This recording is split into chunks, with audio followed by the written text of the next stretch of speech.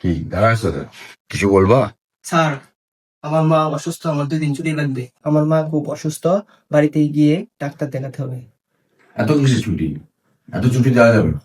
করলে করো, না করলে চাকরি ছেড়ে চলে যাও। এত কোনো ছুটি দেওয়া যাবে না।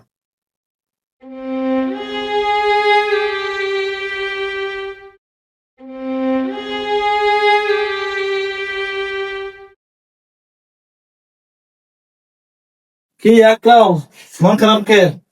ভাই বাদ দেন, মনটা বেশি ভালো না। কিসে কান্না করতেছো কে বলো? আরে ভাই, গত 6 মাসে 2 দিন ছুটি কাটাইলাম, আর আজকে ছুটি চাইতে গেছিলাম বসের কাছে। বস বলে আমাকে ছুটি দিবে না। আমার মা হাসপাতাল নেওয়ার জন্য কেউ নাই, তাই আমি যাব। তাই ছুটি চাইতে গেলাম, দিল না ছুটি। তাই